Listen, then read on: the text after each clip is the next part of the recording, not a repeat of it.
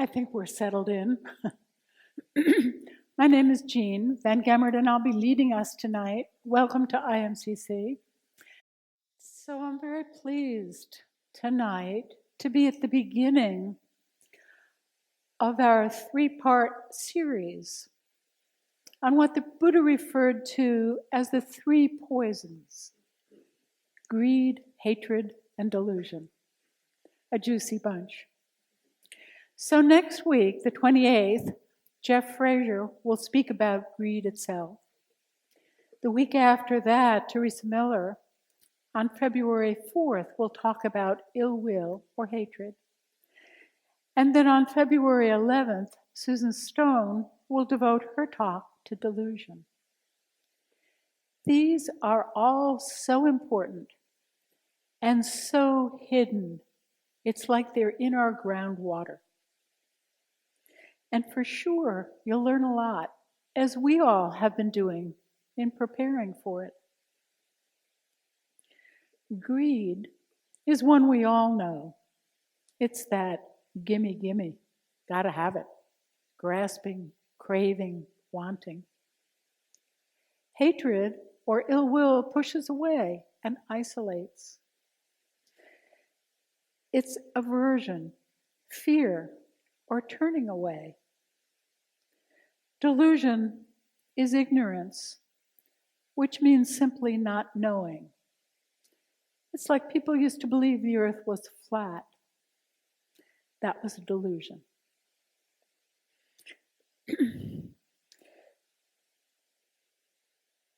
Delusion's also foggy, bored. There's a lack of energy or direction. It's like a rudderless boat. We all have all of these cultural forces within us, in our personalities, and one is predominant. As the series progresses, see if you can figure out which one you embody most strongly and how you might begin to change it. 2,500 years ago, the Buddha warned us about the strength of these cultural forces, these poisons, the danger of their current strength, and our obliviousness to how we are implicated prompts us to revisit them. We employ them quite unconsciously. For example, if you take our inability to stay present, to stay fully present with another person, to be intimate, our greedy part might say, I think I'll go to that movie, that play, that concert. I can't seem to get enough of them. I have to have it all. Our ill will or hate might pull back and isolate. And our delusional part might take the relationship for granted or think there'll be time later. When the Buddha became enlightened, he was able to look back at all his past lives and see the energies that propelled each of them forward. Then he was able to see all past lives, the nature of causes and conditions of karma, and what effect not seeing the truth has. How we get whipped around by these poisons, and how not seeing the truth brings suffering. As the Buddha's goal was to end suffering, he instructed us to see the truth of how we use our energy, to be careful of the strength of greed. More money, more things, fame, reputation, fancier car, bigger house, is bound to lead to more suffering, not the end of suffering. And that our aversiveness or hatred leads to the same. We need to be less delusional or ignorant in order to see what we're doing, the results of our actions or non-actions. The underlying problem, he taught, is that we believe we have an individual and separate self. You know that me, I, that's been conditioned from the get-go in subtle and not so subtle ways. while it's true that each of us is unique, we're not separate from anything or anyone else. We are interbeings. Thich Nhat Hanh has a lovely teaching on this. The way it goes is, can you see the cloud in this piece of paper? As he says, it's because the tree that the paper came from needs soil, it needs sun, it needs rain. Rain comes from the clouds. So that the cloud is present in here, but it also needed someone to cut down the tree. And that person had parents, they had grandparents, they had to eat, they worked. And so it goes. The tree had to go to the paper mill. It's endless. The person who cut the tree had to eat breakfast. Where did that breakfast come from? It's just like constant interrelationships. Or the simile of the web of Indra's net, where all the polished gems at the intersections reflect all the other ones. And this 3D net extends in all directions to infinity. It's all causes and conditions that move things forward. If we don't understand our interbeing and feel only our separateness, we feel empty and look outside ourselves to be fixed, to be filled, to be justified. And of course, nothing is enough. The Buddha taught that there is no fixed self. Our suffering, or our dukkha, our unsatisfactoriness, is that we don't want to believe that.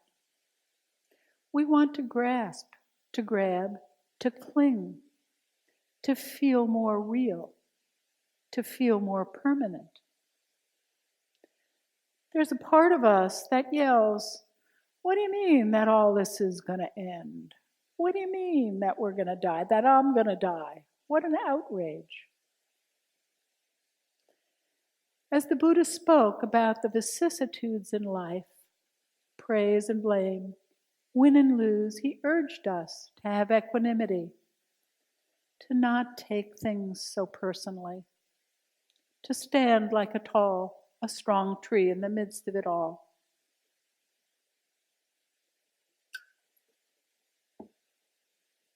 The forces of greed, hatred, and delusion are so strong. They darken our ability to see clearly. It's like we're driving a car at night without the headlights. A helpful way to untangle how we got to where we are with our unhelpful, overly self-important egos is to go back to our conditioning. It's very common for people to think that they themselves are not enough. We think we'll be enough if we just ... If we really strive, we'll be lovable and feel like we belong. We were raised in this culture very competitively. My toy, me against you, us against them. Close your eyes for a moment and remember a time that you were encouraged to be competitive.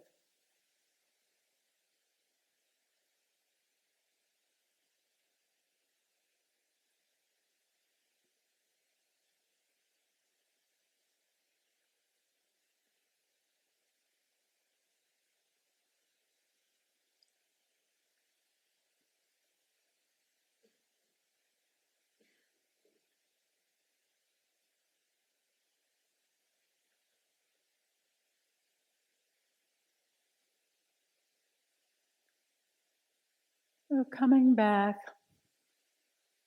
into the room, A simple illustration of our conditioning is that if a native mom is sitting on the floor playing ball with a toddler, she'll emphasize the word rolling. If it's a Western mom, she'll emphasize the word ball. That distinction between a verb and a noun is critical in the way we perceive. As a noun, the ball is property. It's mine. Our sense of self isn't a verb for us. We think it's a noun. And when we have a them, we believe we have a stronger me, I. The illusion of a stronger sense of self. That illusion is a delusion. It's simply not true. Our sense of self is haunted by lack. We are not stronger because we perceive someone else as inferior in some way. It's one's view. And when we realize we have a view, it's helpful to ask yourself, is this a wise view? Is it kind? What's the intention? Does it cause harm? From the beginning, our country has not been stellar. America wasn't discovered. We didn't settle the land. There were already people living here for 15,000 years. But we took the land and killed the people. Ours, we said. There's our greed, our hatred, ill will. And the delusion is that doesn't impact us. As we grow and our conditioning continues, who is us and who is them? It keeps changing. The other player, the other team, the classmate with a defect or disability or difference, another skin color, anyone could be them. It's so important that we, as the Buddha urged, all wake up. Practice, he said, to see the truth. Practice as if your hair were on fire. That our sense of self is so haunted by lack is shown so clearly in this example I heard the other day from a friend. This is a true story. She went to the city, to New York, to visit another friend of ours, and right nearby there was that store, Prada. And my friend thought, oh, that's interesting. You know, I'm curious. I wonder what that's like. So she went into the store, and she knew right away that she shouldn't touch anything. And in just a moment, a man came up to her and said, can I help you? And she said, yeah. She says, I'm looking around. And she started walking, and he was following her. And she turned to him and said, you're following me, aren't you? And he said, yes. And she said, it's because of what I'm wearing, right? She was ordinarily dressed. And he said, yes. So she said, well, all right. She said, I'm looking for a cocktail dress. She said something black, something strapless, but maybe with some spaghetti straps. She said, not too short, not too long, maybe some sparkles. And he said, sure thing, follow me. So they went over to the dresses. He showed her one. The price of that dress was $22,000. So she quickly recovered from her shock. The man instantly knew, she was not the sort of person who was going to buy. And so she said, I'd need a jacket to go with that. She said something kind of short, kind of nice. So he said, we have those. Went and saw those. And then she said, and I'll need shoes. So they went and looked at the shoes for $15,000.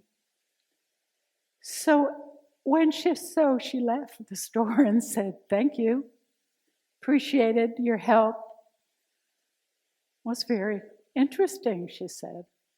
The total of what she could, whatever the total, was $42,000.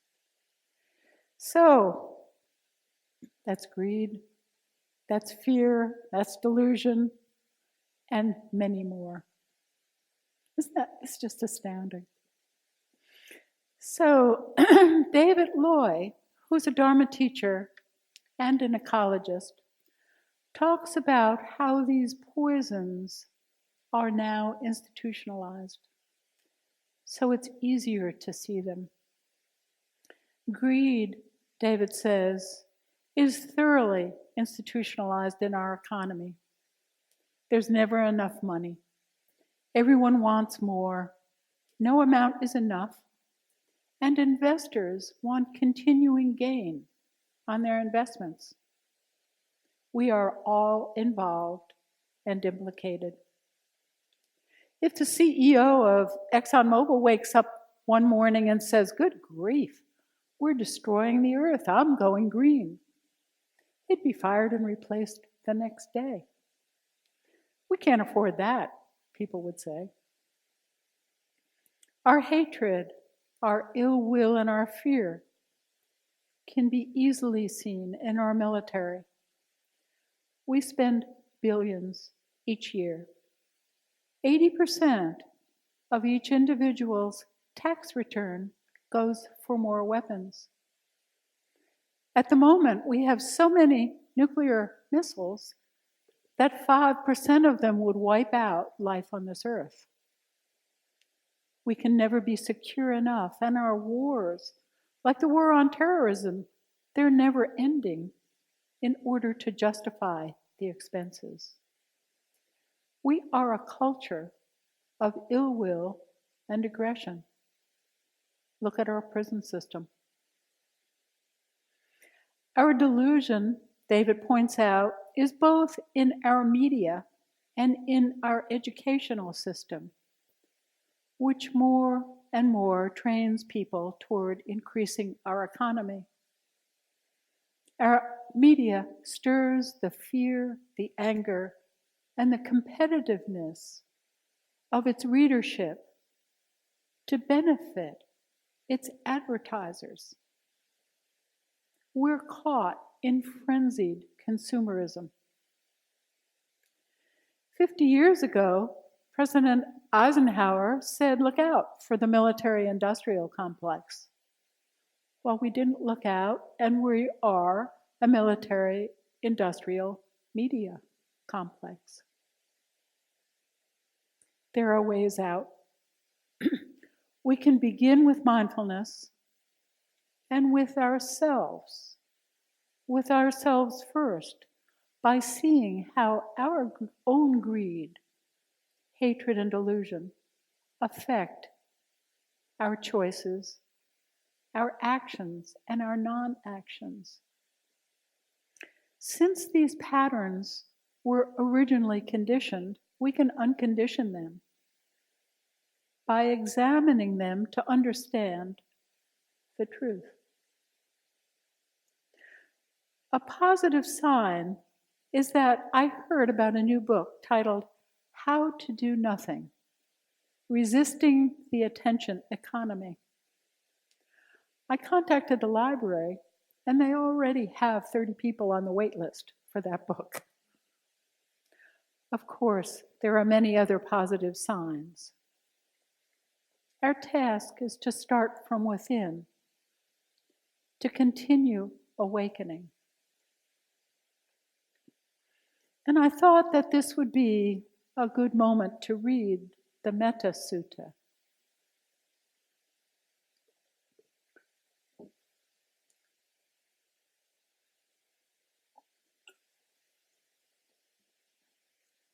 This is what should be done by one who is skilled in goodness and who knows the path of peace. Let them be able and upright, straightforward and gentle in speech, humble and not conceited, contented and easily satisfied, unburdened with duties and frugal in their ways, peaceful and calm, and wise and skillful, not proud or demanding in nature. Let them not do the slightest thing that the wise would later reprove. Wishing, in gladness and in safety, may all beings be at ease. Whatever living beings there may be, whether they are weak or strong, omitting none. The great or the mighty, medium, short, or small, the seen and the unseen, those living near and far away, those born and to be born, may all beings be at ease. Let none deceive another or despise any being in any state. Let none through anger or ill will wish harm upon another. Even as a mother protects with her life her child, her only child, so with a boundless heart should one cherish all living beings, radiating kindness over the entire world, spreading upward to the skies and downward to the depths, outwards and unbounded, free from hatred and ill will, whether standing or walking, seated or lying down, free from drowsiness. One should sustain this recollection. This is said to be the sublime abiding by not holding to fixed views, the pure-hearted one having clarity of vision, being freed from all sense desires, is not born again into this world. So let's sit for just a moment.